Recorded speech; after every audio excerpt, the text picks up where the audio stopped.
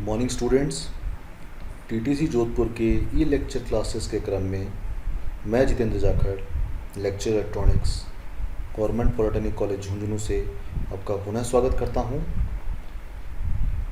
EL 207 विषय के number system chapter में हम पढ़ रहे थे कन्वर्जन्स के बारे में, और पिछली कक्षाओं में हमने ऑक्टल का बाइनरी कन्वर्जन, उसका उल्टा बाइनरी से ऑक्टल, ऑक्टल का हेक्साडेसिमल कन्वर्जन, बाइनरी का हेक्साडेसिमल कन्वर्जन, उसका रिवर्स हेक्साडेसिमल का बाइनरी कन्वर्जन, यह पढ़ लिया था। आज का जो हमारा बिंदु यहाँ पे आ रहा है, जो महत्वपूर्ण बिंदु, बहुत बार प्रश्न पूछा जाता है, किसी ऑक्टल संख्या का हेक्साडेसिमल में कन्वर्जन करना और उसका वाइस वर्सा, यानी कोई हेक्साडेसिमल संख्या आपको दी गई होगी उसका ऑक्टल में कन्वर्जन करना।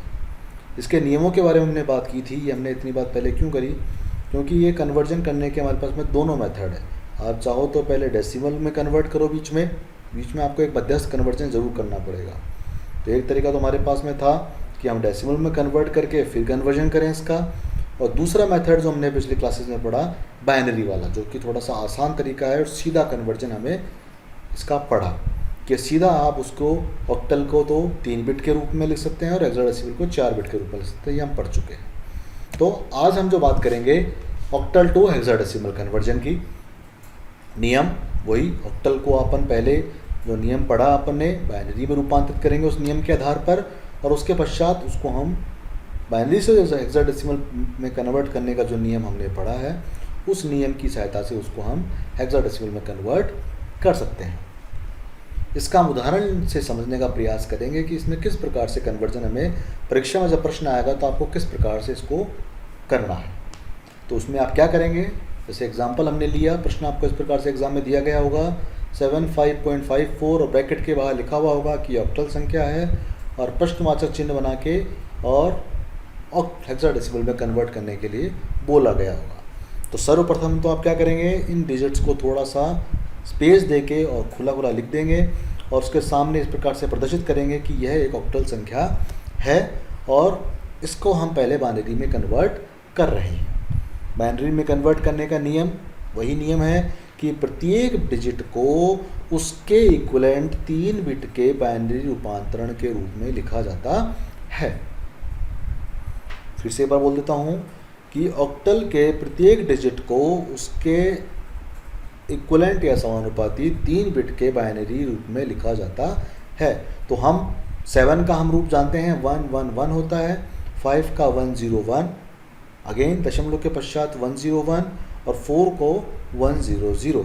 तो ये हमारा 75.54 का बाइनरी रूपांतरण यहाँ पर हो गया है।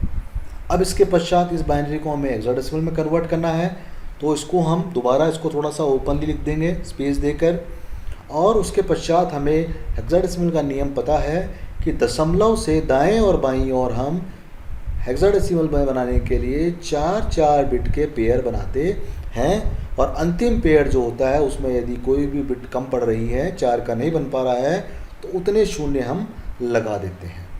तो हमने यहाँ से पहले पेयर बनाया दाईं बाईं ओर, तो 1 0 ये पेयर बन गया हमारा। उसके पश्चात हमने देखा कि सिर्फ 2 1 बच गए थे, तो हमने इसके आगे 2 शून्य लगा दिए। उसी तरीके से दाईं ओर पेयर बनाए फ्रैक्शन पार्ट में, तो 1 0 1 1 का एक पेयर बन गया। उसके पश्चात हमारे 2 शून्य बच गए, तो हमने 2 शून्य इसमें आगे और लगा दिए। और जब ये पेयर बना लेते हैं उसके पश्चात आप क्या करते हैं कि उनको उनके इक्विवेलेंट 4 बिट का जो पेयर के हिसाब से हमारा हेक्साडेसिमल रूप होता है उस रूप में प्रदर्शित कर देते हैं। जैसे कि हम जानते हैं कि 0011 जो होता है वह 3 होता है हेक्साडेसिमल के अंदर, 1101 जो होता है वो 13 होता है। 13 को हम रिप्रेजेंट करते हैं कैपिटल D की सहायता से। दशमलव के पश्चात हमारा आया है 1011 जो कि होता है हमारा 11, और 11 को हम प्रदर्शित करते हैं कैपिटल B की सहायता से, और अंत में हमारे 4 शून्य हैं जो कि हमारा शून्य होता है। तो हमारा ये आ गया 3D पॉइंट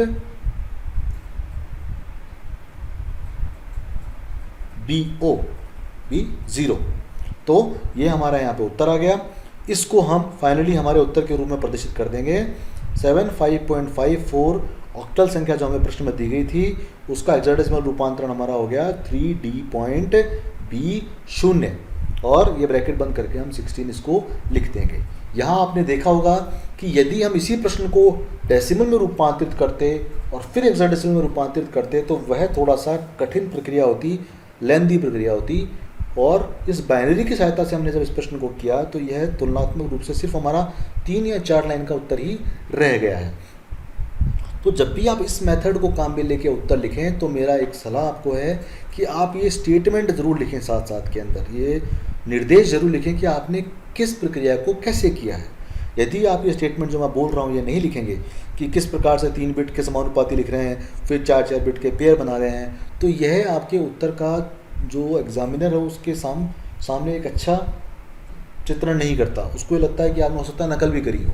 और यदि आप इन निर्देशों को लिखेंगे तो एग्जामिनर समझ जाएगा कि इसको, छात्र को इस बारे में वस्तुतः ज्ञान है कि इसको हमें किस प्रकार से करना है। तो जहाँ तक हो सके आप इन निर्देशों की पालना अवश्य करें और जिस तरीके से सॉल्व किया गया है इस तरीके से लिख कर ही आपको इसको सॉल्व करना है परीक्षा के अंदर। अब हम इसका रिवर्स बात करेंगे कि हेक्साडेसिमल संख्या अगर आपको दी गई है उसका ऑक्टल में कन्वर्जन करना है तो हम किस प्रकार से करते हैं। तो वही पहला नियम, हेक्साडेसिमल को हम यहाँ पर पहले बाइनरी में कन्वर्ट करेंगे, हमारे जो पढ़े गए नियम हैं उनकी सहायता से, और फिर बाइनरी को हम ऑक्टल में कन्वर्ट कर देंगे उसी तरीके से। तो हम एक प्रश्न की सहायता से यहाँ पे लेके इसको समझने का प्रयास करते हैं। प्रश्न में दिया गया है 8C.D3, ये एक हेक्साडेसिमल संख्या है और इसे हमें ऑक्टल में प्रदर्शित करना है, कन्वर्ट करना है। तो वही पहले इसको हम थोड़ा सा स्पेस दे के लिख देते हैं। सामने इसके सामने प्रदर्शित कर दिया कि ये एक हेक्साडेसिमल संख्या है जिसे कि हम बाइनरी में रूपांतरित करेंगे। और बाइनरी में रूपांतरित करने का नियम क्या है कि हेक्साडेसिमल की प्रत्येक डिजिट को उसके समानुपाती 4 बिट के हेक्साडेसिमल कोड के बाइनरी इक्विवेलेंट के रूप में लिख दिया जाता है। तो पहली संख्या हमारी यहाँ पे 8 थी, 8 को हम प्रदर्शित करते हैं 1000 की सहायता से। C को रिप्रेजेंट करते हैं, C चूँकि 12 होता है तो 12 का रिप्रेजेंटेशन हमारा होता है 1100। D हमारा 13 होता है तो उसकी वैल्यू होती है 1101, और 3 हमारी जो वैल्यू होती है उसकी वैल्यू होती है 0011। तो ये हमारा इसका बाइनरी रूपांतरण यहाँ पर आ गया है। अब इस बाइनरी रूपांतरण से हमें चूँकि ऑक्टल में कन्वर्ट करना है तो इसको हमने फिर थोड़ा सा खुली तरीके से लिख दिया है। और लिखने के पश्चात जो हमारा नियम था, बिंदु के हमने दोनों तरफ एरो लगा रखे हैं कि दशमलव से दाएं और बाएं तरफ हम पेयर बना के चलते हैं। कितने कितने के बनाएंगे, चूँकि हम ऑक्टल में कन्वर्ट कर रहे हैं तो ऑक्टल में कन्वर्ट करने के लिए हमें जो पेयर बनाने होते हैं वो 3-3 बिट के बनाने होते हैं। ये ध्यान में रखिएगा। ग्रुप बनाते समय हमें जो जल्दबाजी करते हैं एग्ज़ाम में, आसान समझ के कि हम कई बार गलती से हेक्साडेसिमल में 3 का पेयर बना जाते हैं और ऑक्टल में 4 का बना जाते हैं।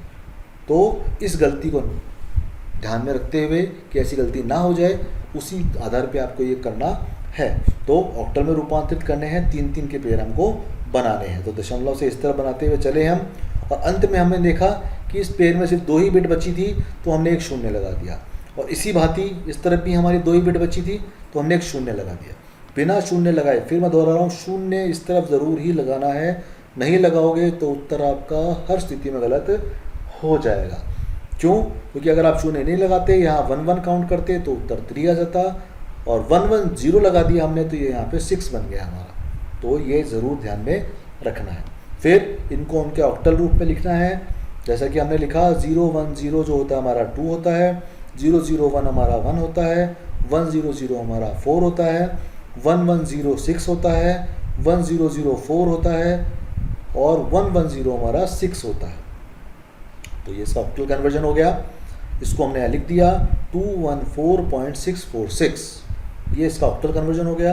तो फाइनली हमारा जो प्रश्न था पूरा, उसका उत्तर हमने इस तरीके से लिख दिया 8C.D3 हेक्साडेसिमल संख्या का ऑक्टल रूपांतरण 214.646 होता है।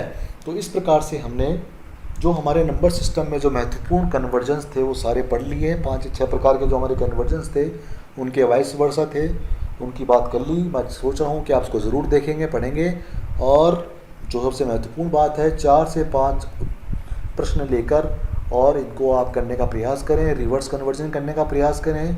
एक कार्य यहाँ पे आप ये भी कर सकते हैं कि उसी संख्या को जब आप कन्वर्ट कर रहे हैं तो उसी को रिवर्स कन्वर्ट करके भी देखें कि क्या आपके उत्तर सही आ रहे हैं। क्योंकि कन्वर्जन का जो नियम मैंने सबसे पहले बताया था वो यह होता है कि किसी भी संख्या को किसी भी नंबर सिस्टम में रिप्रेजेंट कर दो, उसके मान में परिवर्तन नहीं आना चाहिए। तो ये सारे जब आप प्रश्न करके चेक करोगे तो आपके सारे कंसेप्ट क्लियर होंगे, और इनको उदाहरण से ज़रूर देखिएगा। फिर भी अगर कोई आपको डाउट होता है तो आप अवश्य पूछ सकते हैं।